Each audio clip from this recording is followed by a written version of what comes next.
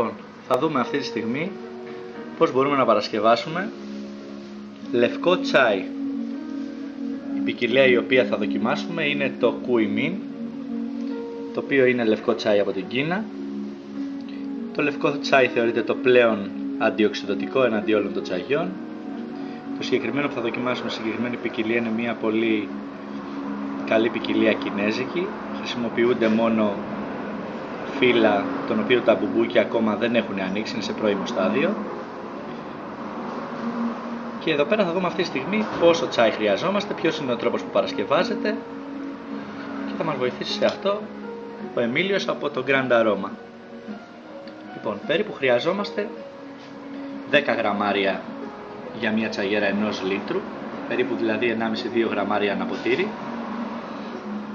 Και θα δούμε εδώ πέρα τη διαδικασία που θα ακολουθήσουμε βήμα προς βήμα για να φτιάξουμε το τσάι μας. Ναι.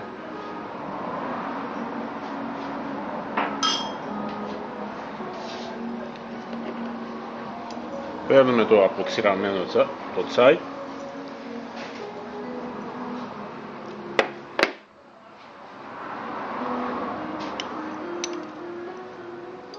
Ρίχνουμε στη τσαγέρα. Είναι περίπου 10 γραμμάρια αυτά, Εμίλη, έτσι?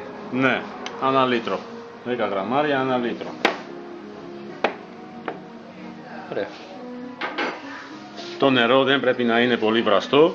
Πρέπει να είναι περίπου 80-75 βαθμούς. Το νερό βράζει περίπου σε 100 βαθμούς, οπότε πρέπει να το αφήσουμε να ηρεμήσει λίγο, 2 με 3 λεπτά, να πάει στο 75 με 80 για να μπορούμε να φτιάξουμε το λευκό μας το τσάι. Εντάξει, εδώ έχουμε σαμοβάρι που ρυθμίζει τη θερμοκρασία και τώρα έχουμε το νερό στους περίπου 75 βαθμούς. Μάλιστα. Είναι καλό να έχετε ένα βραστήρα που έχει θερμοστάτη ή δείχνει θερμοκρασία, ώστε πάντα να πετύχετε το σωστό ρόφημα. Να πούμε ότι ο τρόπος που θα το φτιάξουμε το τσάι μας είναι πάρα πολύ σημαντικός. Μπορεί το τσάι από αριστούργημα, μπορεί και να καταστραφεί. Ναι, είναι πολύ σημαντικό να είναι η σωστή θερμοκρασία, ώστε να καταφέρουμε να έχουμε ένα ρόφημα που έχει όλες τις καλές ιδιότητες και γεύση και σε άρωμα. Στην τσαγέρα μας πόση ώρα πρέπει να το αφήσουμε το τσάι, όσον αφορά για το λευκό τσάι που φτιάχνουμε τώρα? Το λευκό τσάι πρέπει να είναι από 1 μέχρι 3 λεπτά. Θέλει πολύ λίγο δηλαδή. Ναι. Γιατί μετά πικρίζει το τσάι και γίνεται πιο βαρύ. Και εκτός από αυτό βγάζει ουσίες που δεν χρειάζονται για τον οργανισμό. Μάλιστα. Πολύ ωραία.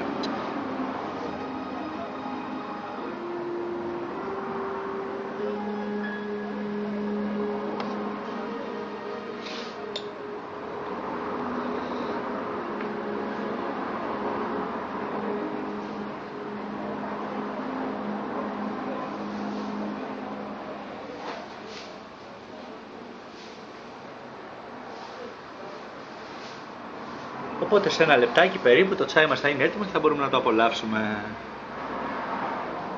Σε ευχαριστούμε πολύ, Εμίλη. Παρακαλώ. Χάρηκα που βρέθηκα εδώ να σας εξηγήσω, να σας δείξω το σωστό τρόπο της παρασκευής του ροφήματος του τσαγιού.